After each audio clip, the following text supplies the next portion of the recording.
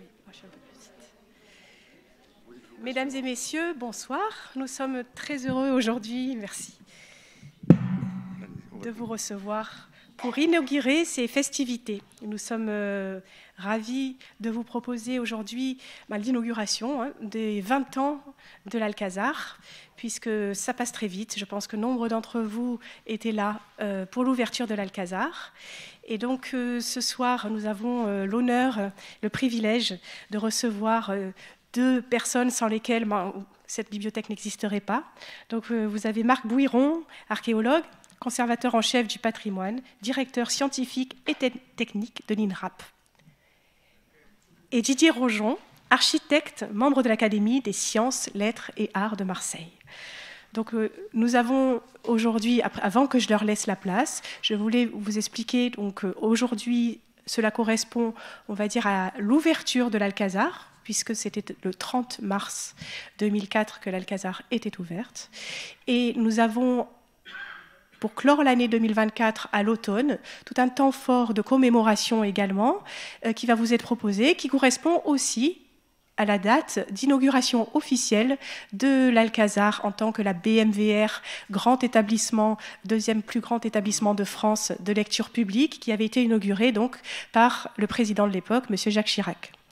Donc nous avons la chance aujourd'hui de pouvoir commencer cette commémoration avec messieurs Bouiron et monsieur Rojon. Et à l'automne, nous allons vous proposer toute une exposition de photographies de Jean-Marie Donat, que vous avez pu voir peut-être aux rencontres photographiques d'Arles cet été, si vous y êtes allés, et qui a tapé dans l'œil de mes collègues qui ont eu la chance de pouvoir découvrir. Vous avez peut-être, pour certains d'entre vous, entendu parler de ces studios qu'il y avait dans le quartier Belzins, qui accueillait en fait c'était des photomatons, mais par un professionnel, qui faisait des photographies de personnes qui étaient en transit souvent, de leur pays d'origine, souvent d'Afrique du Nord, qui après venaient en France et pour souvent des besoins de passeport ou de carte d'identité ou de permis de séjour, prenaient une photographie, mais parfois venaient aussi avec la famille qui était arrivée en France, et souvent des photographies aussi qui leur permettaient de pouvoir envoyer du pays d'origine pour montrer qu'ils avaient réussi. Alors parfois donc avec des habits, leurs costumes, et donc cette collection-là a été le Studio Rex s'appelait, et donc a été patiemment récoltée, et Jean-Marie Donat propose une très belle exposition que nous allons avoir la chance donc d'accueillir cet automne. Donc autour de cette exposition, on va l'accueillir donc pendant plusieurs mois, 4 mois, elle va rester à la bibliothèque. Vous aurez des conférences qui seront proposées aussi bien autour de l'histoire de l'immigration que sur le quartier Belzins aujourd'hui, la mémoire des habitants. Nous allons vous préparer un programme en partenariat donc avec les associations, mais aussi donc des interviews, des podcasts des habitants du quartier. Vous verrez tout ça donc à l'automne. Et aujourd'hui, il est temps de laisser la parole et de vous plonger non seulement il y a 20 ans, mais également il y a plusieurs siècles. Donc, messieurs, et merci pour votre présence. Bien, donc sans tarder, écoutez, on va revenir, alors non pas 20 ans en arrière, mais 25 ans en arrière, puisque avant la réalisation de la bibliothèque, il y a eu la réalisation de fouilles archéologiques. Alors cette fouille, elle a été exceptionnelle, d'abord par son ampleur. Vous êtes sur une surface de 4400 m² au total, donc s'étendait sur 2 îlots, mais vous connaissez l'emprise de la bibliothèque actuelle. Et quand elle a été mise en place, donc un financement par la ville de Marseille, permettant une année de fouilles et une équipe de 60 personnes qui même a atteint jusqu'à 80 personnes. Donc c'est un chantier vraiment d'ampleur. Dans un quartier qu'on n'imaginait peut-être pas... qu'on n'imaginait peut-être pas aussi densément loti par l'archéologie, puisqu'on est ici à l'extérieur de la ville. Alors le tracé a été un peu décalé, la bibliothèque est ici, et vous avez là, sur l'emprise de la ville antique et médiévale, sur un fond de plan de la ville actuelle. Donc vous voyez bien qu'on est à l'extérieur de la ville. ici, et non pas dans la ville comme d'autres fouilles. Les petits points rouges ici sont d'autres fouilles qui ont été réalisées dans différents endroits. Et donc cette localisation, elle se fait aussi par rapport au site de la Bourse, donc le centre commercial que vous connaissez, donc grande fouille avec la porte en particulier et la fortification antique de la ville, mais également une série de découvertes qui avaient été faites à différents moments, entre autres d'éléments de tombes antiques qui laissaient penser que peut-être il y avait une zone de nécropole dans le coin. En fait, donc, ce chantier a révélé plein de choses, très peu de tombes, je vous en montrerai quand même quelques-unes, mais c'était par contre extrêmement riche, et vous allez le voir. Ce chantier, je vous l'ai dit, c'est un an de fouilles, c'est une équipe extrêmement nombreuse, donc vous avez une partie de l'équipe ici lors des visites qu'on faisait à l'intérieur du chantier pour arriver à faire comprendre à chacun où on était. Un an de fouilles, c'est long, mais en même temps, ça passe très vite parce qu'on a un volume énorme à fouiller. Donc voilà, donc vous avez l'équipe et puis des tas de personnes un peu spécialisées qui intervenaient dans le chantier. C'est un véritable chantier, c'est-à-dire que l'on a des engins mécaniques, parce que vu le volume à fouiller, 20 000 mètres cubes à peu près, c'était pas faisable à la main. Donc on a des engins que vous voyez ici. On a des systèmes d'évacuation des terres, puisque le seul moyen d'évacuer toutes les terres, c'était par le Courbelzens. Donc il fallait ramener toutes les terres du bout du chantier, ici, d'où vous voyez les pistes qu'on crée, pour ramener les terres et évacuer les terres tout au long de la fouille. Donc un chantier très complexe, très technique, et qui en même temps se doublait des questions de construction de la bibliothèque. On est dans des phases préalables, hein, on descend, mais vous avez quand même des parois périphériques en béton qui ont été construites, ce qu'on appelle système de parois moulées, qui ont été construites en préalable de la réalisation de la fouille, qui permet du coup d'avoir un soutènement vertical et donc de fouiller au maximum sans avoir de talus.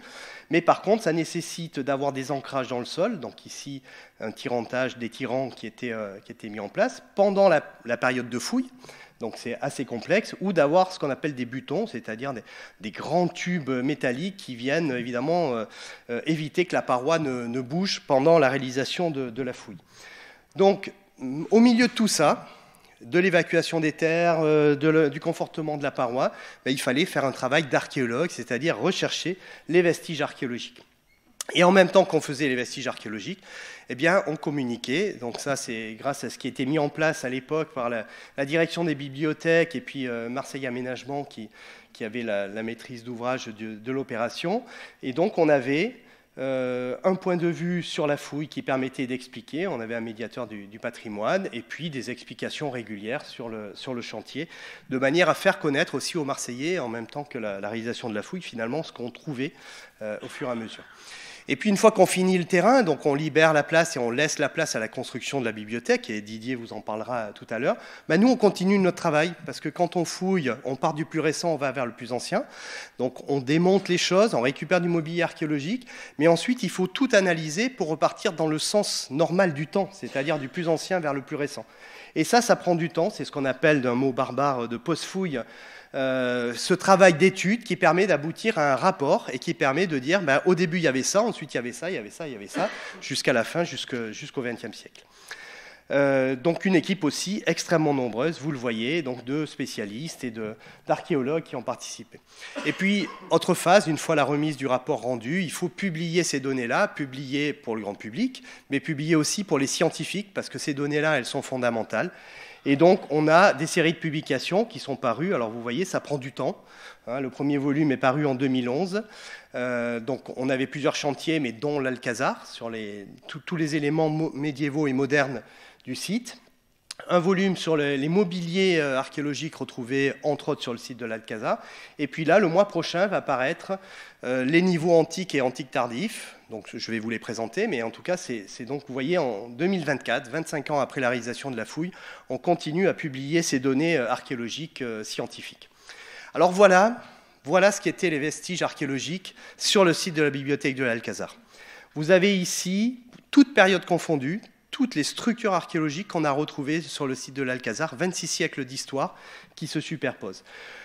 Mis comme ça, c'est quasiment incompréhensible. Et donc, ce que je vais vous montrer maintenant, c'est en partant du plus ancien vers le plus récent, je vais vous montrer tout ce qu'on a retrouvé. Alors on commence évidemment par la période grecque. Marseille est une ville grecque, première ville de France, fondée en 600 avant Jésus-Christ par les Phocéens, donc des Grecs venus de la côte d'Asie mineure. Et on a dans un premier temps une ville qui est fondée, alors au départ, juste sur cette partie-là, c'est-à-dire la pointe de Marseille, donc en gros la butte Saint-Laurent, là vous avez le Mucem à l'heure actuelle, la butte Saint-Laurent, et différentes buttes qui arrivent jusqu'à la rue de la République, à peu de choses près. Et par la suite, il y a une extension de la ville, donc là on est vers 600, 580, là on est plutôt vers 500 avant Jésus-Christ, une extension également à la même époque, et puis à la fin, sans doute autour du IIe siècle avant Jésus-Christ, pour arriver à ce qui est l'extension de la ville antique. Et vous voyez l'Alcazar, donc on est ici, on est à l'extérieur de la ville, mais on n'est sans doute pas loin d'un axe de circulation important qui arrive à une des portes de la ville. Alors, ces vestiges archéologiques pour la période grecque, voilà comment ils se présentent. Donc là, ils sont encore un petit peu superposés, mais vous avez trois grandes parties. Vous avez une partie qui est dans la zone du Cours Belzunce, le Cours Belzunce est ici. Vous avez une partie centrale, très vaste, et puis une dernière partie du côté de la place de la Providence. Dans un premier temps, la première occupation du site, ou en tout cas celle qu'on a retrouvée très largement et qui a peut-être fait disparaître des choses plus anciennes, c'est le creusement de très grosses fosses, ici, très grandes fosses, suivant un principe en trois parties. Et ces fosses, elles sont subdivisées à l'intérieur par des fosses un peu plus profondes. Alors quand je vous dis des grandes fosses, on a calculé que ces fosses arrivaient pratiquement à entre 8 et 10 mètres de profondeur par rapport à la surface à l'époque. Et ces fosses ont été creusées parce que le substrat naturel, on va dire, sous le site de l'Alcazar, c'est de l'argile. Et cette argile, on s'en est servi à l'époque grecque pour construire des constructions comme la fortification, par exemple, des maisons, ou également faire des amphores pour mettre le vin, voilà, donc tout type d'utilisation. Et donc on est en présence de carrières d'argile, et c'est la première fois qu'on met ça en évidence, alors non seulement sur Marseille, non seulement évidemment en France pour cette période-là, mais même dans le monde grec, ce n'est pas véritablement connu. Et là, on voit qu'il y a une organisation avec des systèmes de circulation qui permettent finalement d'extraire l'argile et puis ensuite, alors on imagine l'axe principal qui va vers la ville est au nord du site, en dehors de la limite de la fouille, et on a là donc les différentes fosses d'extraction suivant un principe peut-être de lotissement et d'ouvriers et puis de vente de cette argile permettant ensuite de construire entre autres le rempart, puisqu'on est vers la fin du VIe siècle avant Jésus-Christ et on sait que c'est le moment d'extension de la ville, et puis également, donc, comme je le disais, de la céramique en particulier. Et ces fosses, vous avez là une coupe stratigraphique, c'est-à-dire que vous voyez les grands trous qui sont faits dans le substrat argileux, qui est ici, avec des remplissages suivant les périodes au-dessus, mais ça vous montre la totalité de ce qu'on a trouvé. Alors ces grandes fosses, elles sont bien en dessous de la limite de la bibliothèque, c'est-à-dire que nous, dans le cadre de la construction, on s'arrêtait à une cote donnée, mais on a pu observer quand même à certains endroits, on a pu faire des sondages et on a pu se rendre compte qu'à certains endroits, donc on descendait extrêmement profond, comme vous le voyez ici. Voilà, donc ça c'est un premier élément extrêmement important, et voilà un peu ce que peut être une représentation de cette carrière d'argile à la fin du VIe siècle avant Jésus-Christ. On est à l'extérieur de la ville, et on va prendre de l'argile et on va s'en servir. Et sans doute que cette zone d'extraction d'argile a été très vaste, et qu'elle arrivait aussi jusqu'au centre-bourse actuel. C'est-à-dire que dans le jardin des vestiges, on a observé aussi des très grands creusements, et ces grands creusements, on pense qu'en fait au départ, c'est en fait ce système de carrière d'argile, et ce qui a amené ensuite à la campe du port, et avec des choses qui permettent de faire rentrer la mer un petit peu à l'intérieur des terres, ce qui n'était probablement pas le cas à l'origine quand les Grecs sont arrivés sur le site. Donc quelque chose d'extrêmement important. Autre élément important, donc là on est sur une vision de la ville au milieu du VIe siècle avant Jésus-Christ, donc des carrières d'argile, mais également les restes d'un monument qui n'était pas présent sur le site même, mais dont on a retrouvé des éléments dans une des fosses, en particulier dans une des fosses d'extraction d'argile, donc des blocs qui ont été jetés pour pouvoir, vous le voyez ici, donc c'est un démantèlement de quelque chose avec des blocs qui apparaissent. Donc voilà le détail des blocs, une partie des blocs, puisqu'il y a une centaine de blocs en tout, là des petits éléments de corniche, et certains blocs ont la particularité d'avoir des graffitis extrêmement intéressants, puisque vous voyez ici des bateaux, qui sont des bateaux d'époque grecque, des bateaux phocéens, qui sont datés à peu près du milieu du VIe siècle avant Jésus-Christ. C'est-à-dire que c'est avec ces bateaux-là que les phocéens sont venus fonder Marseille. Alors c'est une période un peu troublée, c'est une période où il y a une bataille, c'est la bataille d'Alalia qui correspond à Léria en Corse, une bataille contre les Étrusques, donc, où les Phocéens vont perdre un petit peu et vont être obligés de quitter la Corse. C'est une période aussi où Phocée est prise par les Perses, et donc il y a une partie de la population de Phocée qui vient se réfugier en particulier à Marseille. Donc tout ça vers le milieu du VIe siècle, et probablement que ce monument retraçait un de ces événements majeurs, évidemment, pour l'histoire de la ville à cette époque-là.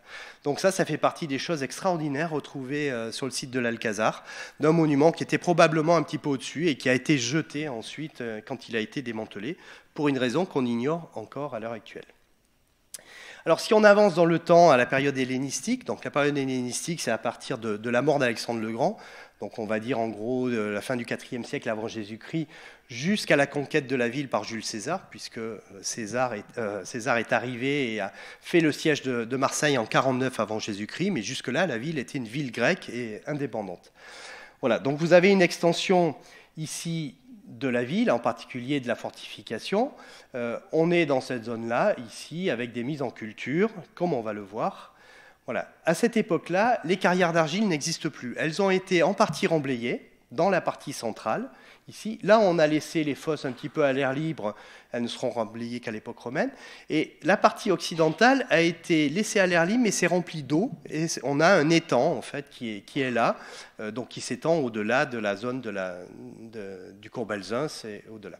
Mais ce qui est intéressant, c'est cette partie centrale, qui va être mise en culture avec la construction d'un bassin, ici, et donc d'un système d'irrigation qui permet de drainer l'eau ensuite. Alors il y a pas mal de résurgence d'eau sur la colline Saint-Charles, on est sur la pente de la colline Saint-Charles, et on va capter ces eaux de surface, et ça permet du coup d'irriguer. Et là on a une parcelle cultivée, dont on a la délimitation sur les 4 côtés, donc ça nous permet du coup d'appréhender assez facilement ce qu'est cette culture. Alors vous avez le bassin ici, tel qu'il a été retrouvé dans son premier état, donc le plus ancien au 5e siècle avant Jésus-Christ, et il est reconstruit à l'époque hellénistique vers le 3e, 2e siècle, ici avec un escalier d'accès et des blocs qui viennent surmonter, donc qui viennent au-dessus de cette partie-là. Et la parcelle centrale, donc qui est mise en culture dès le 5e siècle, va connaître à partir du 3e siècle avant Jésus-Christ la mise en place d'un vignoble dont on a retrouvé les traces, alors à certains endroits, mais on peut le restituer de manière assez certaine.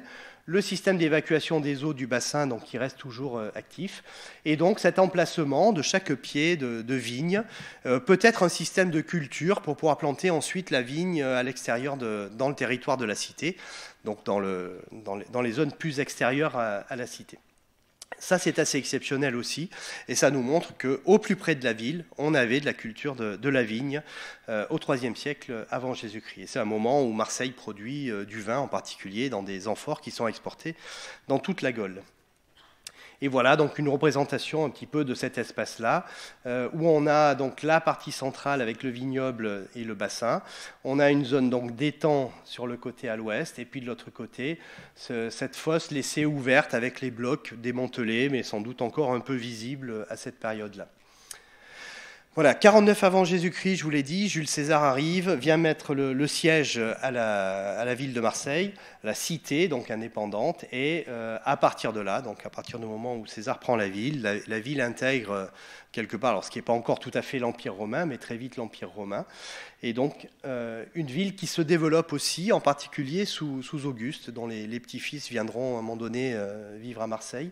Donc vous avez ici l'ensemble de la ville avec les monuments tels qu'on les connaît, le forum, donc la partie un peu centrale avec les restes du théâtre qui sont dans le collège Vieux-Port, les thermes qui ont été fouillés place Villeneuve-Bargemont, et puis donc les zones ici, donc on est sur l'Alcazar, avec des zones de nécropole à différents endroits, c'est-à-dire de cimetières, puisque dans l'Antiquité, on inhume à l'extérieur des remparts, à l'extérieur du périmètre sacré qui correspond au périmètre de la ville.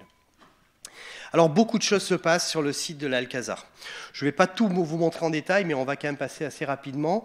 D'abord, dans un premier temps, on vient combler l'ancien étang. César avait signalé, quand il fait le siège de la ville, il y a des récits qui racontent le siège. Alors, ce n'est pas lui en personne, mais on raconte qu'effectivement, il y a de l'eau, il y a des fossés, il y a des choses comme ça. Donc, on comprend bien, s'il est installé sur la colline Saint-Charles, qu'entre la colline et la ville, il y a ces systèmes d'étangs et donc d'eau qui viennent pratiquement au bord de la fortification.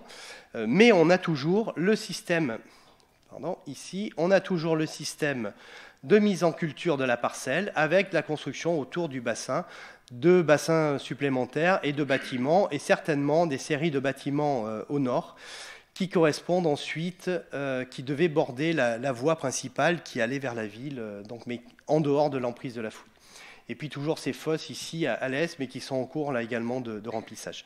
Et dans la partie ouest, on a la mise en place d'une exèdre, une partie de jardin aménagé avec une forme semi-circulaire ici, extrêmement intéressante et donc on a pu fouiller. Alors il n'en restait pas grand-chose, mais suffisamment pour qu'on le voit.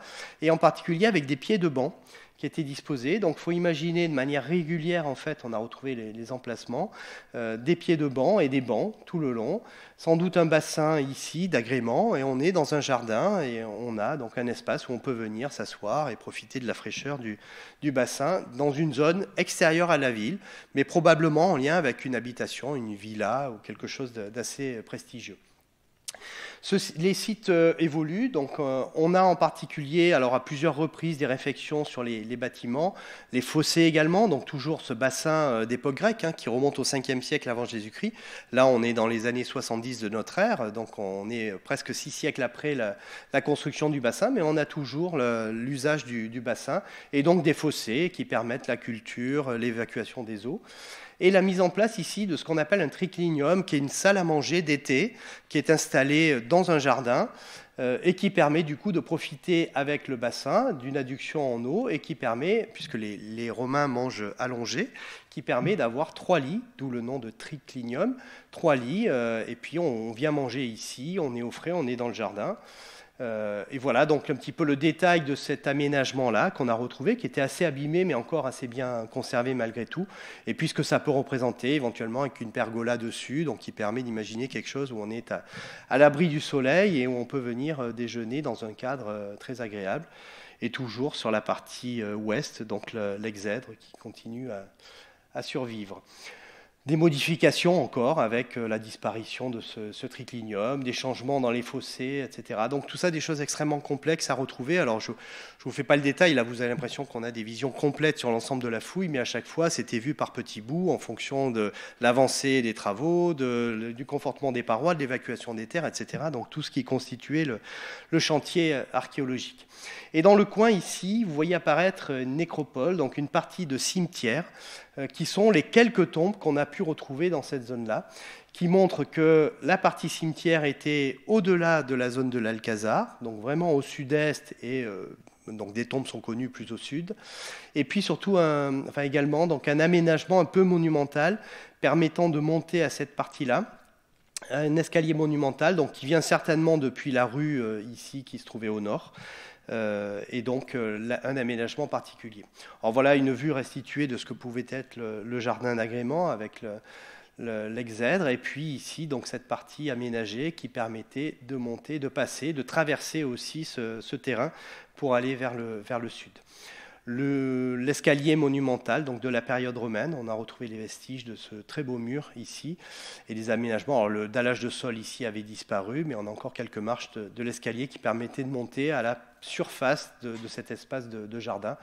Et vous avez là donc la vue en plan lors de la fouille, où vous voyez qu'on a quand même souvent des choses qui sont extrêmement arasées. Et le principe, quand on est à Marseille, mais comme ailleurs dans les villes, c'est qu'on récupère les matériaux de manière à pouvoir, quand on change un édifice ou qu'on le refait, on récupère les pierres, on va faire autre chose. Donc nous, on retrouve souvent des tranchées dans lesquelles il y a eu des murs, mais où il n'y a plus forcément beaucoup de pierres en place.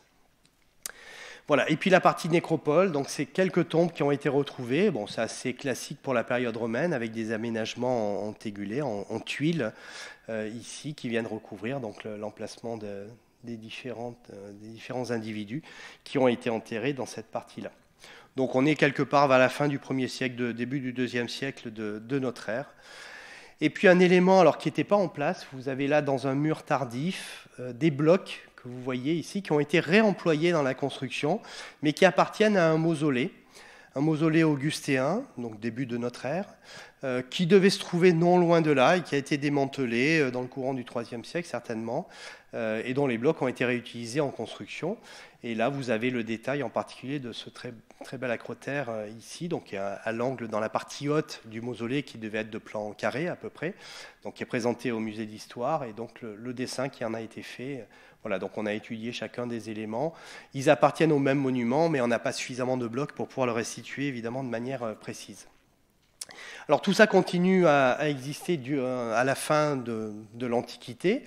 On a encore, donc au cours du 3e, 4e siècle, le bassin qui continue à être réaménagé de manière successive. Là, on va mettre une voûte dessus, on a un petit aménagement sur le côté. L'exèdre ici, par contre, n'est plus utilisé, de même que le bâtiment qui est là, mais toujours probablement de la mise en culture des terrains qui sont ici, de part et d'autre. Donc voilà, des éléments que l'on voit. Et donc des systèmes ensuite où on va commencer à refermer un petit peu le bassin et à le réduire par rapport à la taille initiale. Il n'est plus entretenu de la même manière vers la fin de l'Antiquité. Alors on arrive à une période qu'on appelle l'Antiquité tardive. Donc vous le savez probablement, la fin de l'Empire romain c'est 476 de notre ère, et on est ici plutôt vers donc à la fin de la période romaine et puis au début du Moyen Âge, alors que dans le nord de la France on appellerait l'époque mérovingienne. Mais à Marseille c'est une période durant laquelle l'Antiquité se poursuit, d'où le terme d'Antiquité tardive, et pratiquement jusque dans les années 700 et quelques, on continue à vivre selon un mode véritablement antique. Alors l'Empire romain a disparu en Occident, mais on a les Visigoths, ensuite le royaume mérovingien, et donc on continue à vivre avec, ici vous voyez, par exemple des lampes à huile d'origine africaine qui ont été retrouvées sur un sol de cette période-là. Et on a une reprise un petit peu de l'activité sur ce site de l'Alcazar. Alors les éléments de l'exèdre sont en partie récupérés. On a des mises en culture, on retrouve un petit peu ces lignes qu'on avait tout à l'heure pour le vignoble, donc avec des systèmes de tranchées qui permettent la culture. Et puis surtout, on commence à avoir dans la partie ici la mise en place de bâtiments. Et on va voir tout au long des siècles, donc là on est vers le 5e siècle, on a une première création de quelques pièces ici, le bassin qui continue à être utilisé. Donc vous imaginez, il a presque 1000 ans hein, à ce moment-là, quand on continue à l'utiliser. Des systèmes de fossés aussi, alors on ne les a pas tous retrouvés, mais on a les fossés qui attestent qu'on a toujours de la mise en culture de ces terrains. Là, on est au 6e siècle, et vous voyez que dans la partie ici, on a la mise en place de bâtiments, et puis d'une voie, alors qui pour l'instant n'est pas traversante, qui vient depuis le sud, donc il y avait forcément un axe aussi est-ouest qui était en bas, mais des systèmes de pièces, ici, avec, de part et d'autre, de la mise en culture, et là en particulier avec des grands fossés, toujours dans l'usage du bassin, et une terrasse un petit peu supérieure dans cette partie-là. Donc un type d'occupation auquel on ne s'attendait pas, qu'on ne connaît pas forcément pour ces périodes-là. Donc on est à l'époque mérovingienne ici, mais en tout cas quelque chose d'extrêmement intéressant et qui montre que les abords de la ville continuent à être très bien occupés. C'est une période pendant laquelle Marseille est florissante à partir du 5e siècle. Alors dans le sud, en Provence, de manière particulière, on a eu des apports de population qui ont fui les invasions germaniques, donc du reste de la Gaule, et qui sont venus s'installer en Provence. Donc Marseille est là bien à des apports de population nombreux. C'est aussi une période où le christianisme se développe et où on a la mise en place de la cathédrale et de basiliques funéraires très importantes, et on a des grands penseurs chrétiens comme Cassien ou Salvien, donc qui sont installés à Marseille et qui vont attirer aussi beaucoup de monde. Et donc on voit qu'on a une occupation très importante durant cette période. Voilà d'un point de vue archéologique ce que ça donne, là encore une fois, avec des restes de murs et puis des tranchées en grande partie récupérées, mais qui nous permettent quand même de restituer ces plans. Et puis parfois donc des stratigraphies, c'est-à-dire des niveaux de sol encore un peu conservés, avec des éléments de datation, donc qui nous permettent d'assurer évidemment les dates de ce qu'on propose ici. Et les derniers états dans le 7e siècle, où on a la mise en place cette fois-ci d'une voie traversante. Donc on vient bien se relier à la voie qui est au nord et qui est la voie est-ouest. On vient construire aussi un très grand bâtiment. Alors il y aura plusieurs états de ce bâtiment avec des cloisonnements qui est peut-être un entrepôt pour mettre des denrées donc, qui seraient tirées de la culture environnante. Et puis toujours pareil, des éléments, mais toujours en lien avec le bassin. Vous voyez, donc on est au 7e siècle et on a toujours ce bassin dont l'origine remonte au 5e siècle avant Jésus-Christ, 1200 ans avant. Alors on arrive ensuite à une phase un peu troublée, qui est le moment où Marseille passe à la période médiévale. Charles Martel va venir, donc l'ancêtre de Charlemagne, va venir mettre au pas la Provence, qui est un peu trop indépendante, va prendre la ville, va la piller. Donc il y a une période de creux, un petit peu, avant la reprise, à l'époque médiévale, de l'occupation. Donc on est, pour le Moyen-Âge, toujours à l'extérieur de la ville, mais la ville s'est rapprochée parce qu'il y a eu des extensions successives à partir de la fin du XIIe siècle, donc qui nous permettent de dire on est presque aux portes de la cité. Malgré tout, l'occupation, elle ne se fait pas de suite, de manière large. Là, on est au milieu du XIIe siècle, vers 1150. Vous avez un fossé, alors il y a toujours des questions d'eau, le bassin a disparu cette fois-ci, à partir de Charles Martel, on n'a plus de traces du fossé, mais par contre il y a des ruissellements qui arrivent, qui sont canalisés dès cette époque, et on a un premier bâtiment ici, le long d'une voie, donc ça vous donne cette représentation-là, donc sans doute un petit établissement rural à l'extérieur de la ville, à un moment où on n'a pas encore la première extension de la fin du XIIe siècle, mais très vite, justement, avec l'extension de la fin du XIIe siècle, c'est une période où Marseille devient florissante avec le commerce lié aux croisades en particulier. Vous avez la mise en place d'une tannerie. Donc c'est une sorte d'industrie de traitement des peaux. Vous avez ici les petits dessins des peaux qui sont traités, qu'on traite avec beaucoup d'eau. D'où la nécessité d'avoir, alors on a toujours ce ruissellement, mais ce canal ici, on va construire un grand puits qui est là, qui va servir de bassin de décantation pour éviter d'avoir de la boue ou de la terre dans l'eau. Il y a un aqueduc souterrain, alors que vous ne voyez pas, mais qu'on devine ici, voilà, qui vient comme ceci, qui vient aboutir à un petit puits à l'intérieur de la tannerie, qui permet de puiser de l'eau, puisqu'il fallait de l'eau en quantité pour ces industries liées à la peau. Donc on est là à la fin du XIIe siècle, et c'est quelque chose qui va durer à peu près jusqu'au milieu du XIIIe siècle. Mais un premier bâtiment d'importance qui vient s'installer aux portes de la ville, et on en connaît ailleurs autour de la cité. Voilà comment ça se présente. Donc vous avez au premier plan le canal qui alimente en eau, le bassin, le grand bassin, le puits, mais bassin de décantation ici, et l'aqueduc qui va ensuite amener l'eau, qui va conduire l'eau jusqu'à la tannerie. Alors, ensuite, au milieu du XIIIe siècle, on a une phase un peu compliquée où Charles Ier d'Anjou, donc la Provence passe aux mains des Capétiens, donc le frère de Saint-Louis, va faire le siège de Marseille à plusieurs reprises. Marseille est une ville qui se veut indépendante, autonome, etc. Et le comte de Provence va essayer de tout faire pour la récupérer, ce qu'il va arriver à faire. Et à partir de là, dans la deuxième moitié du XIIIe siècle, vers la fin du XIIIe siècle, on va lotir les quartiers hors les murs, parce qu'on est dans une phase d'expansion où on a besoin de places, de maisons, etc. Alors ça, on l'a observé ailleurs, comme la place Générale de Gaulle, par exemple. Mais ici, on a la mise en place, donc vous voyez, de rues. Donc tout ce qui est en rouge, ce sont des rues. On a l'ancien emplacement en fait, de la tannerie qui est ici. Donc il y a quelques bâtiments qui restent un peu, mais tout le reste est loti. Des séries de rues parallèles. Et plus on se rapproche de l'enceinte, parce que là, on n'est pas très loin de l'enceinte, on est au bord du cours Belzunce. Le cours Belzunce, c'est la limite, c'est le fossé médiéval de l'enceinte, médiéval ou moderne. Donc on est très proche de la ville cette fois-ci. Et on a toutes ces constructions. Donc vous avez ici le dessin qui en a été fait. Ces constructions, elles vont être détruites volontairement à partir de 1357-1358, parce qu'on a une menace dans toute la Provence qui sont des troupes qui sont démobilisées dans le cadre de la guerre de 100 ans, et des troupes qui vont piller la Provence, et du coup les villes vont se réfugier à l'intérieur des murs. Et tous les bâtiments, en tout cas c'est le cas à Marseille, on a des actes du conseil municipal de l'époque qui montrent bien qu'on va démonter volontairement ces maisons pour éviter que les troupes viennent s'installer au pied des murs et ne puissent assiéger Marseille. Et donc on démonte, c'est ce qu'on a dessiné ici, on démonte volontairement tous ces bâtiments, on récupère les matériaux, on récupère les poutres, les pierres, les tuiles, etc. Ce qui fait que nous, quand on fouille, on retrouve rien, pratiquement, si ce n'est quelques restes de murs. Vous voyez ici, quelques éléments un peu brûlés, une reste de natte sans doute qui était au sol, un petit tapis, là un petit foyer, mais c'est extrêmement pauvre, il n'y a pas d'objet, tout a été récupéré volontairement. Ce quartier disparaît, et ne va plus se réinstaller là avant l'extension de Louis XIV. Donc c'est quelque chose qui finalement marque un petit peu la fin de l'occupation médiévale structurée, et on est là donc avant 1360. Alors malgré tout, on a pu faire par les études d'archives, on a pu essayer de retrouver l'ensemble un petit peu de comprendre comment se structuraient ces éléments.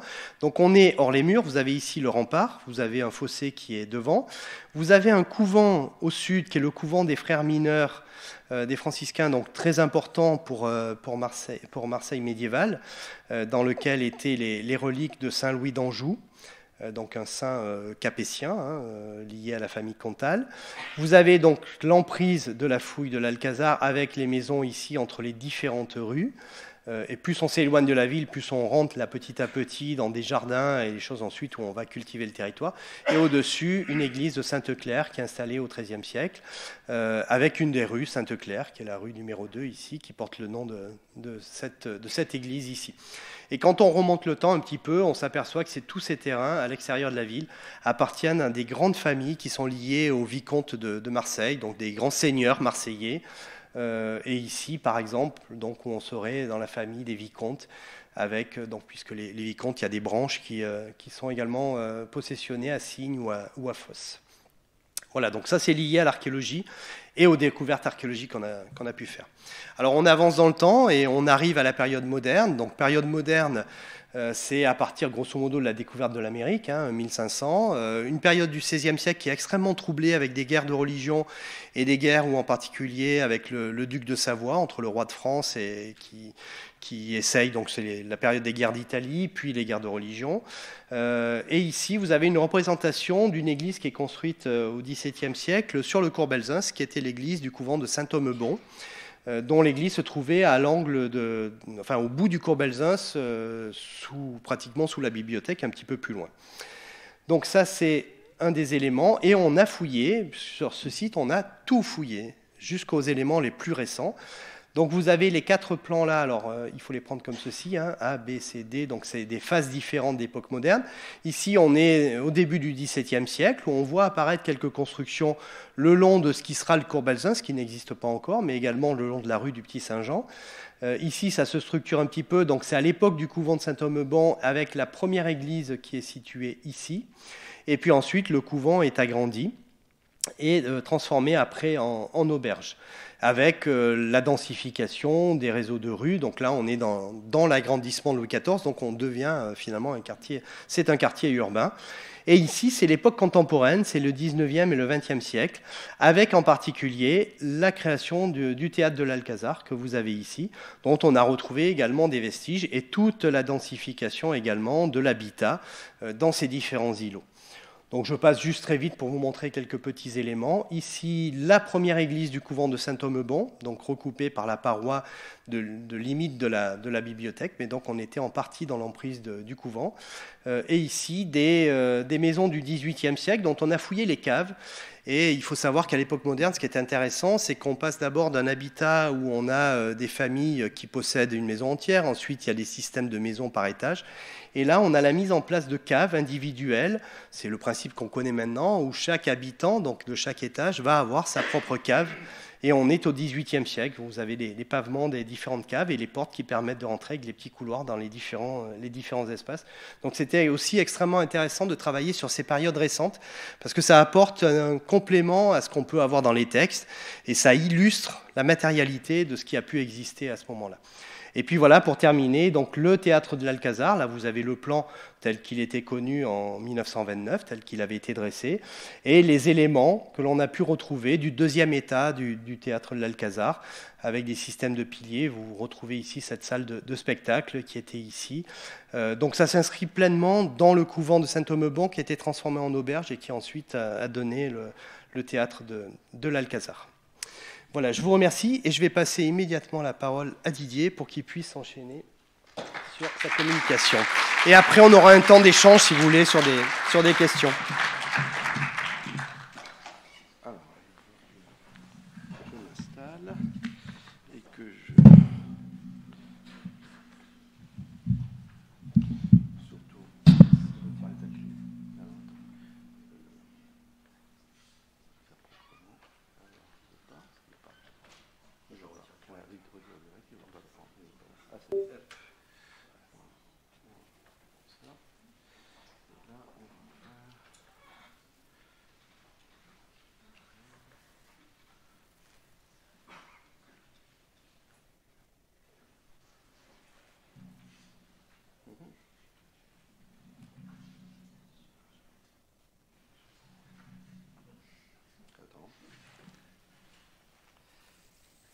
Pas aimé quelque chose. Voilà. Bon, il n'a pas aimé.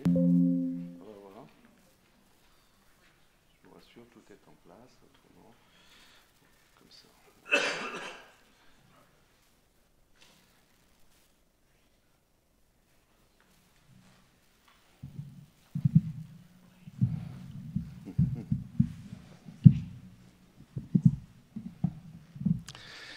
Bien, bonsoir mesdames, bonsoir messieurs. Alors je suis très heureux de vous retrouver au sein de cette salle de conférence de la bibliothèque de l'Alcazar et je ne vous cache pas que notre présence dans ces lieux agite en moi comme une réminiscence quasi proustienne de temps heureux, de jours heureux, de ce temps où, jeune architecte, je m'attachais dans une exaltation qui est sans doute propre à la jeunesse, mais surtout, je pense à l'enjeu dont j'étais dépositaire. Je m'attachais donc à participer bien modestement, en qualité de maître d'œuvre ou de maître de l'œuvre, à la création de la bibliothèque de l'Alcazar.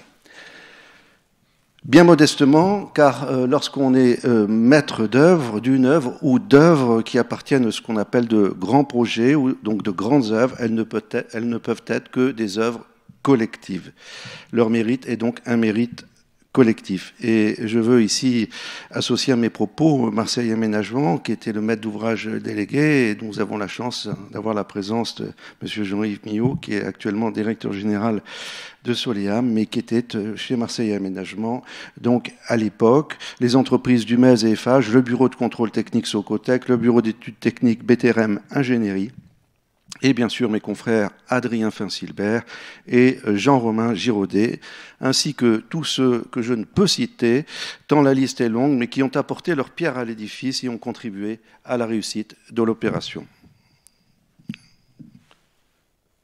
Alors, il ne faut pas que j'oublie de passer les diapositives. Voilà. Ainsi, vous me permettrez de passer de ce qui concerne mon histoire personnelle en ma qualité d'architecte de ce lieu à l'histoire avec un grand H et qui est de fait une histoire collective. L'exercice donc vient d'être opéré par mon ami Marc Bouillon qui a dirigé la fouille de l'Alcazar en 1998 préalablement à la construction de la bibliothèque et qui a permis de mettre au jour 26 siècles d'occupation suburbaine à Marseille. Mais si vous le voulez bien en écho, je vous propose moi aussi de retourner en arrière. Nous sommes donc en 604 avant Jésus-Christ, un groupe de pèlerins venu de Phocée en Ionie, donc en Asie mineure, gravit les pentes du mont Parnasse à la recherche de la parole de l'oracle dans le temple de Delphes. Ce jour-là, dans son songe, la Pythie leur évoque un lieu magnifique sur les rives de la Méditerranée et dans sa transe oculaire, elle leur décrit une vallée creusée par une rivière, puis récupérée par la mer, sur une baie merveilleuse en deçà des colonnes d'Hercule, où ils pourraient sans doute établir une colonie. Et c'est ainsi que, en 600 avant Jésus-Christ, un groupe de jeunes marins phocéens, forts de la parole de l'oracle, emmenés par Protis, leur capitaine, prend la mer depuis sa cité natale de Phocée, et après une longue navigation, découvre ce lieu enchanteur qui correspond point pour point à la parole de l'oracle. Cette baie qui s'étend dans les terres marécageuses sous la forme d'une calanque formée par un petit fleuve qui s'y jette, le Lacidon. C'est à cet endroit qu'ils prennent pied. Vous connaissez tous la suite de l'histoire, je dirais du mythe. Protis épousera Gyptis, l'autochtone, qui lui tendra sa coupe au cours d'un banquet organisé par son père, le roi Nan, roi des Ségobriges. Nan donnera alors à Protis ces terres qui deviendront la cité grecque de Massalia, puis la cité romaine de Massilia, pour devenir Marsilio et enfin Marseille. Et là, c'est à cette embouchure du Lacidon que 2600 ans plus tard sera donc érigée la bibliothèque de l'Alcazar. Nous sommes donc revenus en 1998. Je suis alors jeune architecte et je viens d'être lauréat aux côtés d'Adrien Finsilbert, un grand monsieur de l'architecture qui nous a quittés l'année dernière, auteur notamment de la Cité des sciences et de l'industrie de la Villette, d'un projet emblématique qui me propulsera dans une dynamique professionnelle qui trouvera son apogée avec la réalisation du nouveau stade Vélodrome à Marseille près de 15 ans plus tard. Stade Vélodrome dont nous célébrons cette année, coïncidence ou rendez-vous du calendrier, l'anniversaire des 10 ans. Vous le savez, Marc Bouiron vient de vous le dire, 2 ans de fouilles archéologiques furent nécessaires. Ce fut le plus grand chantier de fouilles archéologiques de ces 50 dernières années en Europe. Et j'ai eu la chance d'être chargé d'en assurer la liaison entre les équipes d'archéologues, le bureau d'études techniques, le groupement d'entreprises et bien entendu mon confrère Adrien Finsilbert.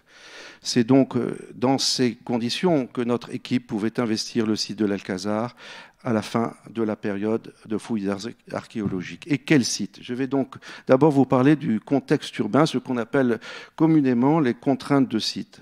Le site de l'Alcazar, c'est donc un terrain de 4300 mètres carrés environ. Marc vous a dit 4400, on ne va pas chipoter sur 100 mètres carrés. Et donc ce terrain est délimité par 4 espaces publics, le cours Belzins à l'ouest, la rue de Petit-Saint-Jean au sud, la place de la Providence à l'est, et puis la rue Nationale au nord. C'est un site qui présente la particularité d'être traversé par la rue du Baignoire, qui le divise en 2 îlots, l'îlot de l'Alcazar et l'îlot de la Providence. Il s'agit là d'une véritable fracture et la réponse architecturale se devait de faire en sorte de gommer tant sur le plan de la perception extérieure ou intérieure que sur le plan fonctionnel cette frontière entre les 2 îlots.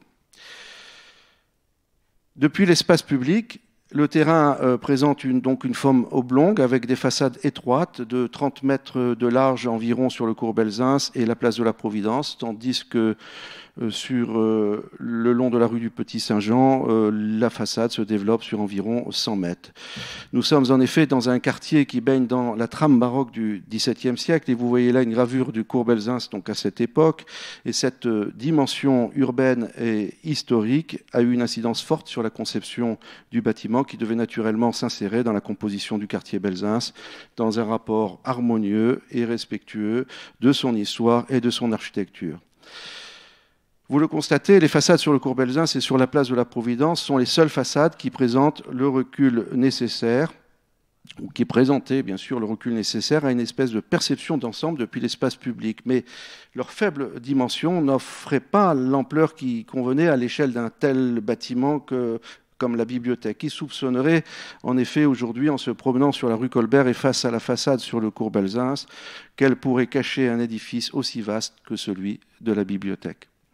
Donc l'insertion du projet sur la façade ouest du cours Belzins allait donc constituer un des enjeux architecturaux majeurs du programme. Au sud, la bibliothèque devait développer une façade sur la rue du Petit-Saint-Jean en rapport du tracé urbain baroque remarquable et en harmonie avec les immeubles de logement traditionnels qui lui font face, conformément au règlement de la ZPPAUP. Alors la ZPPAUP, c'est une zone de protection du patrimoine architectural, urbain et paysager. C'est une zone qui met en protection tout un ensemble, toute une surface qui permet de protéger le patrimoine remarquable et notamment aussi le paysage. Alors ces zones n'existent plus, elles ont été remplacées par des AVAP, mais c'était une contrainte supplémentaire. Donc la nécessité de conserver le gabarit historique de la rue du Petit-Saint-Jean et ses caractéristiques géométriques ont d'ailleurs conduit le maître d'ouvrage délégué, Marseille Aménagement, à solliciter une dérogation auprès de la commission départementale de sécurité, après la mise au point, bien sûr, de solutions compensatoires que je vous développerai un peu plus loin. À l'est, la bibliothèque s'ouvrait sur la place de la Providence qui devait faire l'objet d'un projet de réaménagement. Alors le hasard encore du calendrier veut que, je ne sais pas si vous avez vu hier, mais dans la Provence, il y avait un article sur l'aménagement de la place Providence, de la Providence, 20 ans après. Voilà. Donc, notre projet devait aussi s'ouvrir sur cette place de la Providence, mais qui est composée d'ambiances architecturales extrêmement variées. Il y a des immeubles du 19e, des immeubles du 20e, des immeubles modernes, des immeubles des années 30, des immeubles qui sont hauts, des immeubles qui sont bas. Et il y avait un rapport avec l'espace qui restait bien sûr à définir. Enfin, en façade nord, à l'exception de la petite excroissance du 8-10 rue Nationale qui correspond à un immeuble du 19e siècle dont il fallait conserver la façade, eh bien la bibliothèque est mitoyenne sur toute sa limite nord des immeubles de la rue Nationale et il n'y avait donc là pas d'enjeu architectural. Avant le début des travaux, le site était partiellement occupé par des immeubles à démolir sur le cours Belzins et sur l'îlot de la Providence. Il faut retenir que la démolition de bâtiments qui sont insérés dans une trame urbaine aussi dense et qui sont mitoyens, bien sûr, d'autres constructions, ainsi que l'impératif de conserver les façades du 52-54 cours Belzins, ce sont celles-ci, et du 8-10 rue Nationale, ici la façade à conserver, bien constitué aussi un enjeu technique, un enjeu de confortement. Malheureusement, donc nous avons pris toutes les précautions qui étaient nécessaires, mais avec plus ou moins de réussite, car malheureusement, la stabilité de l'immeuble du 6 rue Nationale fut compromise malgré les précautions donc, que nous avions prises. Il faut rappeler aussi que sur ce site était bâti auparavant le music hall de l'Alcazar qui avait été quant à lui démoli en 1977. Là vous avez une autre vue au moment, juste un petit peu avant les démolitions, de ce music hall. Seul subsistait comme témoignage de son glorieux passé le mur courbe de son promenoir qui devait être préservé et intégré au nouveau bâtiment, ainsi que la marquise et les boiseries de son porche d'entrée qui devaient être démontées, restaurées et replacées dans le cadre du projet. Et vous voyez ici donc une photo qui est prise le jour de la dépose de la marquise afin qu'elle soit acheminée dans l'atelier qui allait la restaurer. Il faut aussi revenir un petit peu dans l'histoire. L'Alcazar lyrique avait ouvert ses portes comme café-concert. Marc vous l'a évoqué, mais un peu plus tardivement. L'Alcazar avait ouvert en 1857. Sa salle de spectacle était à l'origine décorée de mauresques en référence à l'Alhambra de Grenade et pouvait accueillir jusqu'à 2000 personnes. Elle avait connu une activité particulièrement foisonnante pendant plus d'un siècle, on va dire 110 ans, en produisant des artistes locaux et bien sûr des célébrités parisiennes, d'Aristide Bruand, Rélis, Andrex, Maurice Chevalier, Félix Payol, Tino Rossi, Fernandel, Yves Montand, Charles Aznavour, Eddie Mitchell, Sacha Distel, Johnny Hallyday, Dalida ou encore Jacques Brel, pour ne citer qu'eux, qui s'y sont succédés et qui ont contribué à faire entrer l'Alcazar dans l'imaginaire collectif et dans le patrimoine culturel et historique des Marseillais. Alors l'Alcazar a été fermée en 1966, elle avait été rachetée, cette salle de spectacle, par un marchand de meubles et n'offrait malheureusement plus qu'une façade décrépite. Et vous le voyez, l'enjeu qui s'imposait à nous était de taille parce qu'il fallait redonner à ces vestiges du patrimoine historique tout le lustre de son époque glorieuse au sein même de la bibliothèque. Alors cette forte valeur patrimoniale historique du site était également inséparable de sa richesse en couche archéologique, richesse qui avait été démontrée lors de sondages réalisés en 1992 sous l'autorité du service régional de l'archéologie. Et les fouilles archéologiques préventives qui suivront donc en 98, que vient de vous exposer Marc, en amont du chantier de la bibliothèque, ont nécessité des travaux préliminaires qui consistent en la réalisation d'une paroi moulée. Alors, qu'est-ce que c'est que la paroi moulée ? C'est un mur en fait en béton qu'on réalise en tranchée avec des engins spéciaux. On descend jusqu'à 20 mètres de profondeur avec ces engins-là et on réalise par tronçon de 2 mètres des tranchées.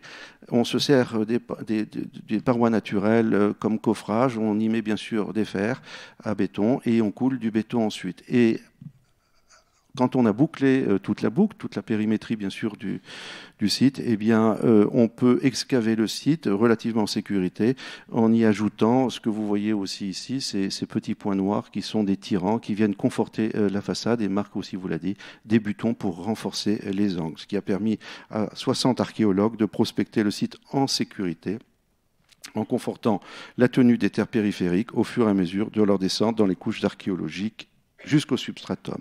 Alors, je ne reviendrai pas sur l'importance du matériel archéologique du site, qui vient de vous être présenté par Marc. Ce matériel a été évacué, à l'exception du bassin grec hellénistique, mis au jour dans l'angle nord-est de la bibliothèque, et qui a été laissé sur place. Nous avons, parce qu'on avait envisagé de le démonter pendant un temps, et puis ce n'était pas possible.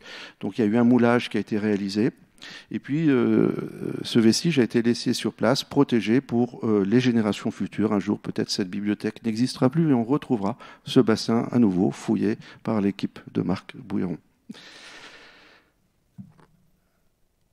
Et puis également, il y avait cet aqueduc et ce puits monumental médiéval qui était découvert au droit d'un des patios qui était prévu dans le projet de la bibliothèque. Donc, lui, nous l'avons réinstallé, nous en avons réinstallé un tronçon dans un patio, mais quelques mètres plus haut que son emplacement d'origine. Vous constatez donc à la lueur des éléments que je viens de vous exposer que si le site historique portait en lui des potentialités fortes, il portait également des exigences qui ne l'étaient pas moins, avec un programme ambitieux et des fonctionnalités propres bien spécifiques. Alors, en ce qui concerne justement ces fonctionnalités et les principes de l'attractivité de l'équipement, elles devaient trouver leur traduction dans l'organisation des espaces sur la base du programme qui se déclinait comme une espèce de route dont on pourrait dire que le compendium était le suivant.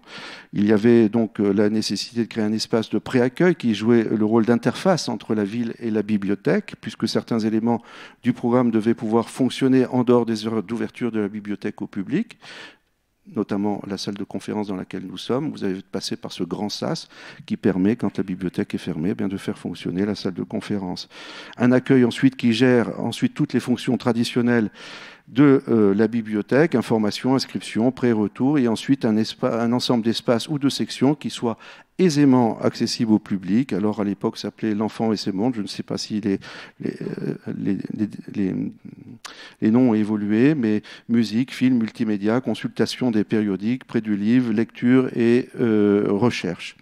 Sur les plans des objectifs généraux, il fallait qu'on crée des espaces et une organisation intérieure qui soit intelligible, lisible, je dirais, fonctionnelle pour le public, des espaces et une organisation intérieure qui soit fluide, qui est un peu le corollaire finalement de la lisibilité, des espaces et une organisation intérieure qui soit flexible. La bibliothèque est un outil de transmission des connaissances et de l'information, et ces modes de transmission et les besoins sont en constante évolution. Au moment où on a construit il y a 20 ans cette bibliothèque et aujourd'hui, eh bien, vous avez vu l'évolution notamment dans les systèmes d'information, avec jusqu'à aujourd'hui, maintenant, l'avènement de l'intelligence artificielle. Donc il fallait qu'on puisse intervenir facilement sur les espaces qu'on allait aménager pour les reconfigurer et pour redistribuer tous les réseaux de fluides.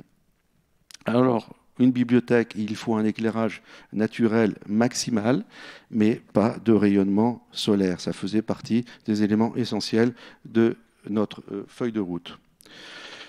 Stockage des livres en sous-sol avec température hygrométrique contrôlée, un accès du public par le cours Belzins et un accès du personnel différencié par la place de la Providence afin de faire vivre l'intérieur du quartier.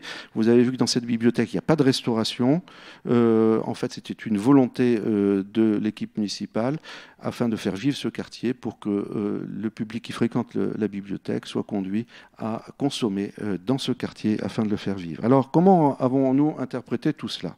Alors, tout d'abord, en ayant en permanence à l'esprit qu'une bibliothèque portant en elle une grande valeur symbolique. C'est le siège du rassemblement de la mémoire, de l'information et de la connaissance. Donc, elle se doit d'être un outil performant et à la pointe de la technologie, un outil de transmission entre le passé, le présent et l'avenir. Vous avez là Janus qui vous regarde, enfin qui regarde de côté. Notre bibliothèque, donc c'est 23 000 m², qui sont répartis sur 4 à 5 niveaux de grande hauteur. À l'époque, c'était 1 million d'ouvrages à stocker. Aujourd'hui, je pense qu'on doit être entre 1,3 million et 1,5 million, jusqu'à 8 000 visiteurs jour et une capacité de 3 000 visiteurs en simultané. C'est encore un personnel administratif qui est composé de 200 employés et c'est également une installation classée pour la protection de l'environnement, compte tenu de la puissance des groupes de chauffage, climatisation et ventilation.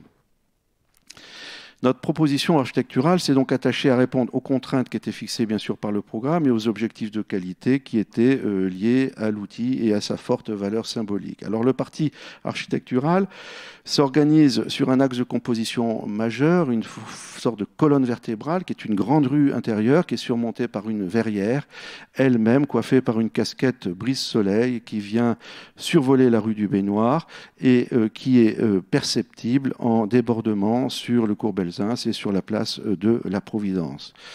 La suture entre l'îlot de l'Alcazar et l'îlot de la Providence est réalisée sur le plan, je dirais, symbolique et architectural par cette casquette brise-soleil qui survole la rue du Baignoire, et sur le plan fonctionnel par ces passerelles légères qui sont vitrées sur 3 faces et qui sont conçues pour s'effacer dans leur environnement. Alors à l'origine, on avait prévu 4 passerelles. Après, il y a eu des discussions qui ont été conduites avec l'architecte des bâtiments de France qui avait souhaité qu'on minimise encore l'impact de ces passerelles dans la rue du Baignoire. Donc on a réduit à 2 passerelles sur un seul niveau. Donc cette grande rue intérieure, c'est un élément de composition dynamique qui contribue à la lisibilité, bien sûr, de nos espaces, à la fluidité de l'organisation. Et grâce à la verrière qui le surmonte sur toute sa longueur, donc à peu près une centaine de mètres, je vous l'ai dit, elle permet de diffuser une grande lumière naturelle à l'intérieur des espaces. La captation et la diffusion de la lumière naturelle, qui, nous l'avons vu, constitue un des grands enjeux, des grands objectifs du projet architectural, se fait donc par l'intermédiaire, bien sûr, de cette verrière qui couronne la grande nef, mais également par des patios en surprofondeur que vous voyez apparaître là sur l'écran, au nord, vers la rue nationale, de grandes verrières verticales en pignon de bâtiment, notamment sur la rue du Baignoire, qui sont constituées de murs rideaux en verre, et puis par l'intermédiaire d'une façade translucide en marbre et verre sur le cours Belzins. Alors, cette façade, originellement, je dis bien originellement, était composée de fines tranches de marbre de 4 mm d'épaisseur et de verre extra blanc, et elle constitue toujours d'ailleurs, la véritable signature architecturale du projet. Elle possède en fait plusieurs fonctions. En amont, une fonction architecturale, bien sûr, en cela que cette façade ainsi constituée représente un grand élément homogène qui permet à la fois de présenter une échelle de bâtiment public, mais aussi qui permet de réaliser une espèce de trait d'union contemporain entre les 2 façades d'époques différentes et à forte valeur patrimoniale, qui sont la façade 17e au sud et qui était dans l'emprise du projet, et la façade 19e au nord, hors emprise du projet. Ça, c'est la façade 19e et la façade 17e. Alors, c'est ensuite une fonction technique, puisque cette façade, qui est composée, vous les voyez, donc, de ce complexe sandwich de plaques de marbre Arbescato et de verre extra blanc de Saint-Gobain, filtre la lumière naturelle. Et pourquoi ? Parce que ce marbre découpé dans une épaisseur aussi fine laisse passer la lumière à la manière de l'albâtre. Donc cette façade se comporte en fait comme une espèce d'immense abat-jour en évitant le rayonnement solaire qui nuit à la consultation des documents, à la lecture. Donc c'est également, donc vous voyez les effets de cette façade, ici et là encore, donc cet effet, je dirais, abat-jour, de filtre, mais c'est également une fonction décorative, puisque les plaques de marbre sont calpinées, alors calpinées c'est un vocabulaire, pardonnez-moi, d'architecte souvent, mais calpinées par 4, elles sont assemblées, on va dire, par 4. Elles sont en fait découpées dans un bloc de marbre et assemblées symétriquement, latéralement et verticalement afin de donner un effet de marqueterie à la manière de la marqueterie de bois. Vous le voyez sur cette photo, on voit bien cet effet latéralement et verticalement dans un bloc où on découpait 4 tranches de marbre. On est allé d'ailleurs choisir à Carrare chacun des blocs de marbre qui a été découpé. Enfin, il y a une fonction symbolique, puisque la lumière extérieure, celle qui naît de l'agitation de la ville, de la vie, c'est en quelque sorte la lumière de la connaissance. Ça, c'est le calpinage. Pardonnez-moi, je suis un peu en retard sur mes diapos. Le calpinage de ces plaques de marbre avec ses effets de marqueterie. Donc, cette lumière qui naît de l'agitation de la ville, de la vie, c'est en quelque sorte la lumière de la connaissance, du savoir. Et cette lumière passe à travers le marbre, qui est un matériau minéral qui représente la terre, l'origine de l'homme, pour être diffusée à l'intérieur de la bibliothèque, tandis que la nuit, eh bien, c'est l'effet inverse. La lumière intérieure de la bibliothèque transforme la façade en un espèce d'immense corps lumineux qui restitue à la ville cette lumière de la connaissance, après s'être nourrie, enrichie même du contenu même de la bibliothèque, de la science et de la conscience de l'homme. Alors, cette photo représente une des images que nous avions produites lors du concours. C'était ce qu'on faisait de mieux à l'époque en infographie. On avait même sous-traité cette image qui nous avait coûté fort cher. Aujourd'hui, vous voyez, tous les cabinets d'architectes produisent des images de bien meilleure qualité, mais je tenais à vous la montrer parce qu'elle exprimait le parti architectural du projet qui a été donc lauréat.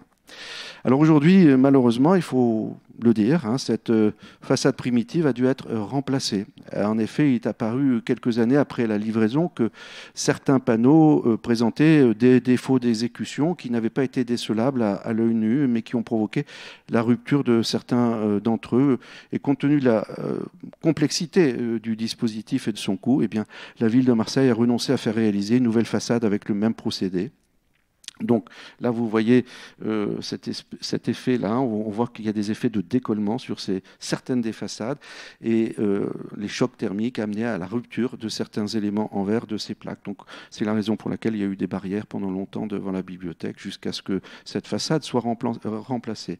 Alors elle a été remplacée par un autre système que j'ai validé et je dois dire, bien sûr, c'est un regret qu'on n'ait pas refait une façade avec un même dispositif, peut-être avec une technique peut-être un peu différente, mais je dois rendre hommage à la collectivité publique et à la ville de Marseille et à ses ingénieurs et techniciens, ainsi qu'à mon confrère Julien Cogne, qui a été maître d'œuvre de cette opération de changement de la façade, qui ont travaillé très respectueusement pour trouver à mes côtés une solution qui ne dénature pas le projet d'origine. Voilà un des prototypes de verre sérigraphié qui a été mis en place, et la façade avant et après. Alors, pour ceux qui ne le savent pas, on ne voit pas vraiment la différence.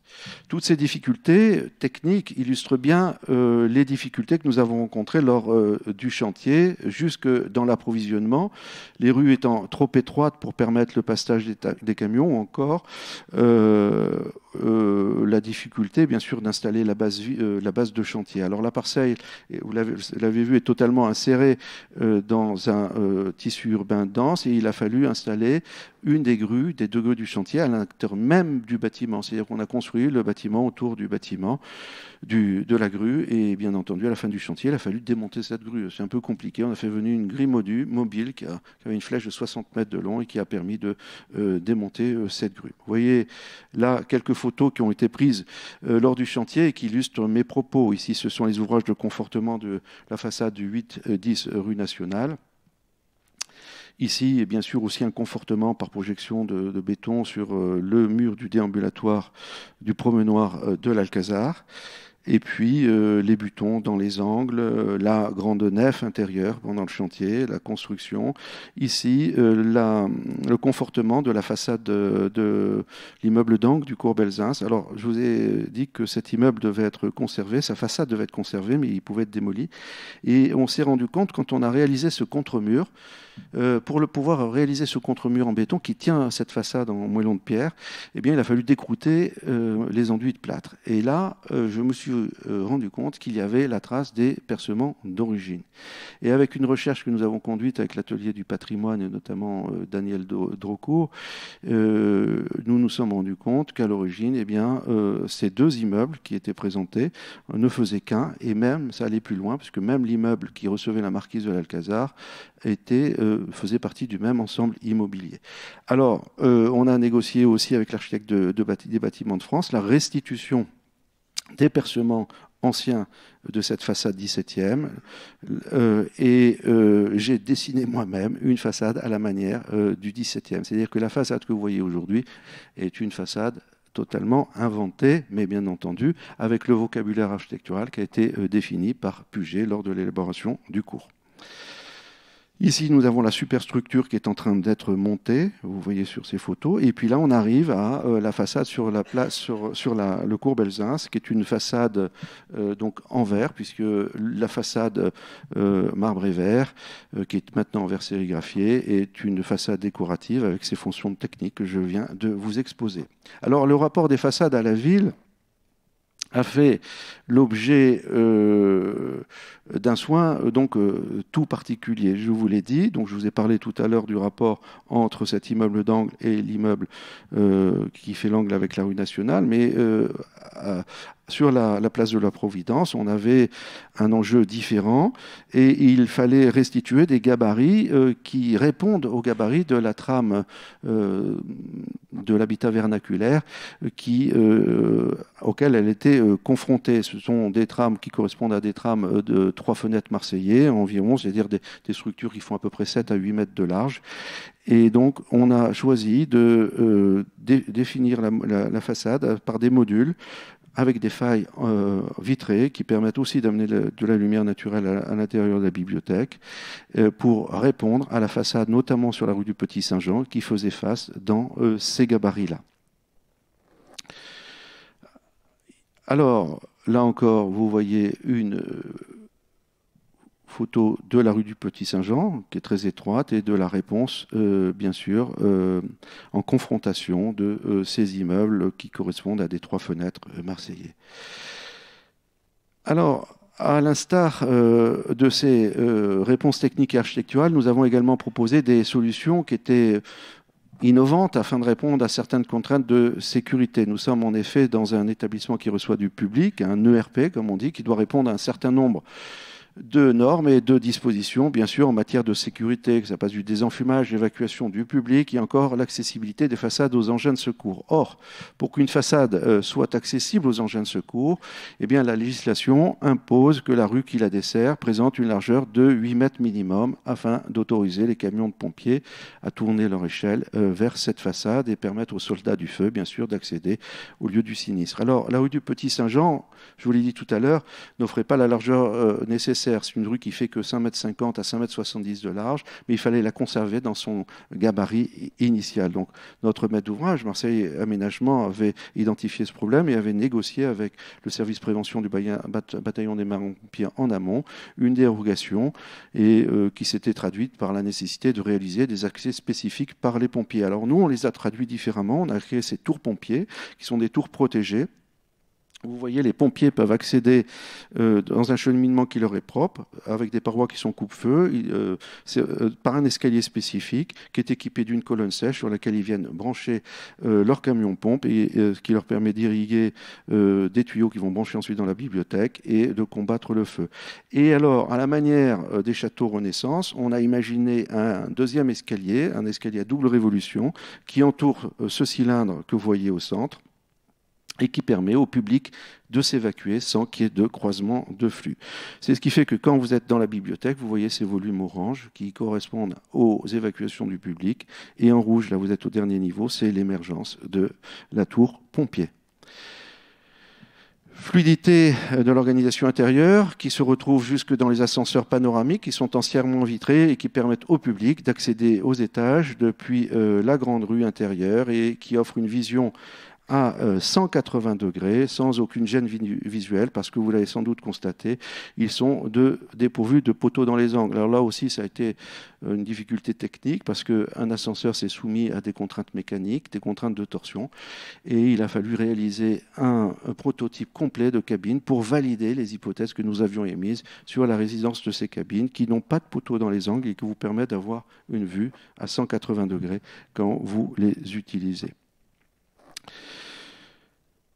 Fluidité et transparence donc se retrouvent également dans les passerelles de franchissement de la rue intérieure qui sont extrêmement minces. Elles franchissent 8 mètres, vous le voyez, mais elles sont particulièrement peu épaisses et également dans ces garde-corps qui sont entièrement vitrés et simplement surmontés d'une lisse métallique en inox poli. Quant à la flexibilité des espaces, là encore quelques photos de la bibliothèque, là vous voyez la flexibilité des espaces, eh bien nous y avons répondu en proposant de grands plateaux libres qui sont très ouverts et qui sont uniquement, quasiment sectorisés par le mobilier. Donc tous les réseaux de fluides sont apparents et cheminent non pas dans un plénum de faux plafond, mais sous le faux plafond afin d'être accessible et puis de pouvoir faire vivre cette bibliothèque, de pouvoir accéder à ces réseaux remaniés en fonction de l'évolution des espaces ou l'évolution des systèmes de communication.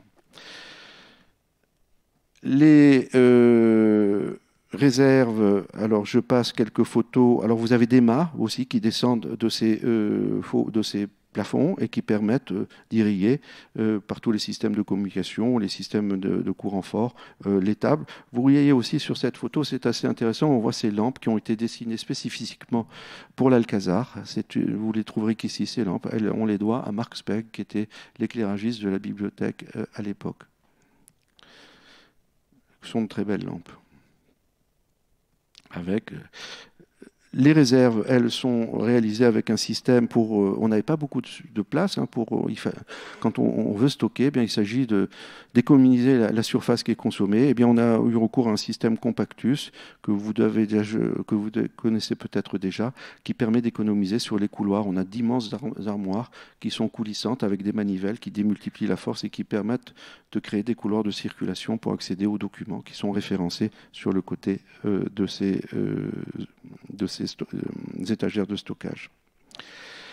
Enfin, il convient d'évoquer la qualité, bien sûr, des réponses techniques qui ont pu être mises en œuvre grâce, une nouvelle fois, à la participation active de Marseille Ménagement, mais aussi grâce à l'investissement humain qui est très important, qui a été consenti par les entreprises. Et pour l'illustrer, je vais vous parler de la salle dans laquelle nous sommes ce soir.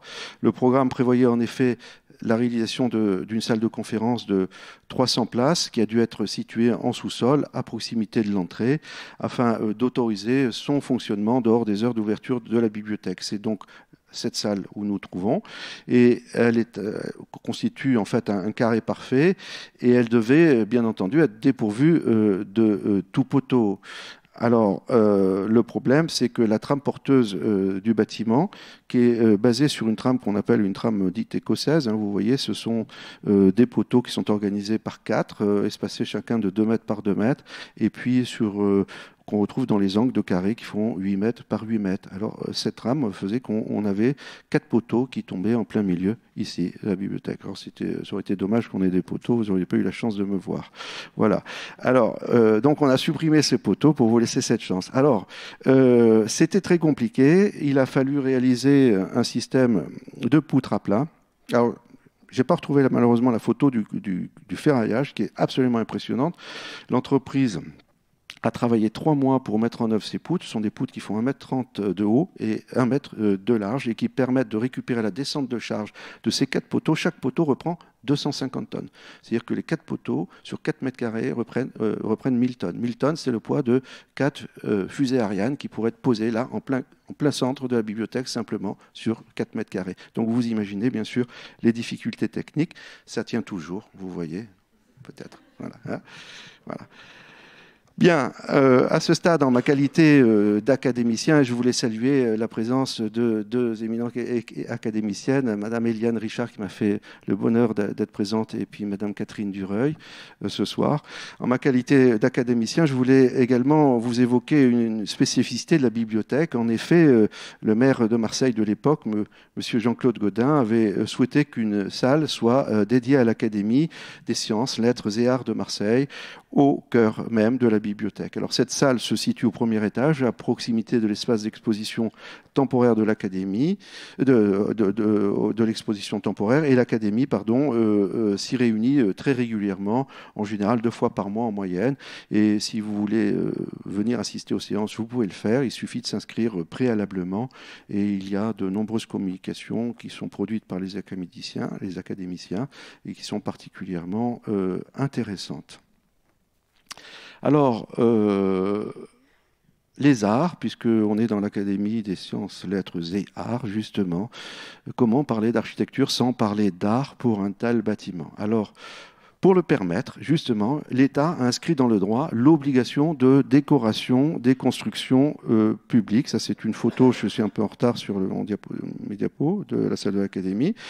L'obligation de décoration des constructions publiques, plus communément appelée 1% artistique. Alors, ce 1% artistique, c'est justement l'expression de la volonté publique de soutenir la création et de sensibiliser les concitoyens à l'art de notre temps. Cette obligation est une procédure spécifique de commande d'œuvres à des artistes qui s'impose à l'État et à ses établissements publics et aux collectivités territoriales. Un concours international a donc été lancé, à l'instar du concours d'architectes, et c'est une équipe qui était conduite par Bernard Pagès, qui est un grand sculpteur contemporain, qui a remporté ce concours. Alors Bernard Pagès est un sculpteur, ça veut dire que normalement il travaille sur des œuvres en 3 dimensions. Mais cette équipe d'artistes a été aussi retenue, avec notre avis, parce qu'elle a introduit un 1% artistique dans le respect du travail des architectes, sans venir d'une manière violente s'inscrire dans le bâtiment en positionnant des œuvres sans qu'on comprenne parfois ce qu'elles viennent faire en cohérence avec le bâtiment. Et ils ont choisi de travailler sur la mémoire du lieu. Alors Bernard Pagès, sculpteur qui travaille en 3 dimensions, a travaillé en 2 dimensions. Mais il nous l'a expliqué pourquoi. C'est un peu d'art conceptuel. La mémoire du lieu, c'est ce ruisseau primitif, le Lacidon, qui a créé finalement la Corne du Port et ensuite la Calanque du Lacidon et le Vieux-Port d'aujourd'hui. Donc ce ruisseau primitif qui passait par là. Et donc il a voulu le marquer par des plaques en inox qui ont été incrustées dans le sol en marbre de la bibliothèque, sur lesquelles il a gravé toute l'histoire de la bibliothèque. Alors c'est symbolisé, mais on a parfois du matériel archéologique qui a été repris. On peut avoir, par exemple, ça c'est un morceau justement de lampe à huile. Et puis là, on a des fers à béton. Donc ça c'est donc pour l'époque, on va dire, plus que moderne, à l'époque de la construction. Et puis, vous voyez, quand toutes ces places sont assemblées, elles forment l'image symbolique de ce ruisseau primitif. Et plus on s'élève, et plus on le perçoit. Et dans l'idée de Pagès, c'est que la 3e dimension de cette sculpture, celle qui manque théoriquement, eh bien, c'est l'homme, c'est le regard de celui qui la contemple, notamment depuis les balcons, ou tout simplement en foulant cette œuvre. Alors, dans cette équipe, il y avait un 2e artiste, un artiste américain qui est un peintre, mais qui a travaillé lui aussi en s'adaptant. Et il a choisi de travailler sur les ascenseurs. Alors souvent, on ne fait pas trop attention à ces ascenseurs, mais vous remarquerez que les faces en inox des ascenseurs, en pied et en haut, sont gravées de volutes qui reprennent les volutes symboliques de la marquise de l'Alcazar et également les lettres du mot Alcazar qui sont déstructurées. Et ce qui est intéressant, c'est que quand ces 4 ascenseurs se retrouvent sur le même plan, au même niveau, eh bien, on reconstitue le mot Alcazar. Donc, il a travaillé sur l'idée de l'image en mouvement et la reconstitution de cette trace du passé à travers ces ascenseurs. Vous voyez une autre photo. Et la 3e artiste, c'est en fait un groupement de designers qui était conduit par Marine Père, qui s'appelle Cooktin Marseille et qui a choisi, toujours sur le travail sur la mémoire, de créer un lustre qui rappelait le lustre d'antan de l'Alcazar. Alors les lustres, ou le lustre qui était d'ailleurs dans la salle primitive de l'Alcazar, mais également le lustre dans le sens de la gloire de l'Alcazar à l'époque, et ce lustre se situe au-dessus de l'escalier en spirale qui vous permet d'accéder à cette salle. Alors aujourd'hui, il est rarement éclairé parce qu'il pose des difficultés d'entretien et j'espère qu'on va bientôt y mettre des ampoules à LED. Voilà. Alors, donc, pour vous montrer, j'ai bricolé une vue pour vous dire voilà quand il est éclairé, ce que ça donne. Et c'est très beau, je trouve que c'est une très très belle œuvre. Et vous voyez, c'était le rappel de ces lustres, de cette salle de café-concert qui était, et de tous ces lustres qui étaient positionnés dans cette salle. Voilà, donc nous arrivons en 2004, la restauration de la marquise était donc achevée et elle était remise en place. Et la bibliothèque de l'Alcazar était donc inaugurée par le président Jacques Chirac. Ouais, le temps passe, je vous le concède. Ce qu'il faut retenir, c'est que ce temple de la connaissance est aussi un facteur de cohésion sociale. Ce qui me ravit peut-être le plus en tant qu'architecte de l'Alcazar, c'est de voir que ce temple de la culture permet également à des jeunes femmes issues de l'immigration, comme on dit, qui n'ont pas la possibilité d'étudier au sein de leur cellule familiale pour des raisons souvent liées à leur tradition ou tout simplement leurs conditions sociales, et bien de trouver un espace qui soit propice à la concentration, au travail et à la ressource documentaire. Et y avoir modestement contribué est une de mes plus grandes satisfactions. Alors, c'est ainsi que 2600 ans après l'union mythique de Protis et Gyptis, eh bien, l'histoire déroule l'épopée d'une civilisation qui est issue d'un mélange entre des tribus celto-ligures, des aventuriers ionéens et de la civilisation romaine, et puis bien sûr des civilisations du pourtour de la Méditerranée. Alors cette année, nous célébrons donc les 20 ans de la bibliothèque de l'Alcazar, 20 ans déjà, c'est déjà tellement et c'est si peu. C'est tellement au regard de la vie d'un homme, d'une carrière professionnelle, mais c'est si peu à l'échelle de l'humanité et de la connaissance. Alors vous l'avez compris, je suis très attaché au passé et aux témoignages qui nous en parviennent. Je suis convaincu que le présent qui est fécondé par le passé engendre le futur et détermine notre présent. Car le passé est aussi un présent ancien, tandis que l'avenir est un présent futur. Et puis, on va dire, pour reprendre les termes qui m'ont été rappelés, soufflés par ma consoeur académicienne Catherine Dureuil, 20 ans, c'est l'âge des passions, des grandes passions. Comme nous le disait Denis Diderot, seules les grandes passions peuvent élever l'âme aux grandes choses. Alors, voilà, c'est la conclusion. Je vous propose d'écouter en guise de conclusion, en guise de mémoire de ce lieu, un petit morceau chanté par Georgel qui s'est produit à l'Alcazar. N'avoir que 20 ans, c'est le bon moment, c'est la joie de vivre, rien vous enivre, tout semble éclatant. On est comme un fou, on se fixe tout, on chante à tue-tête, on fait des conquêtes et des maréchalots. 20 ans, c'est l'âge des caresses, 20 ans, c'est l'âge de l'amour, 20 ans, on choisit ses maîtresses et l'on change d'adresse à peu près tous les jours.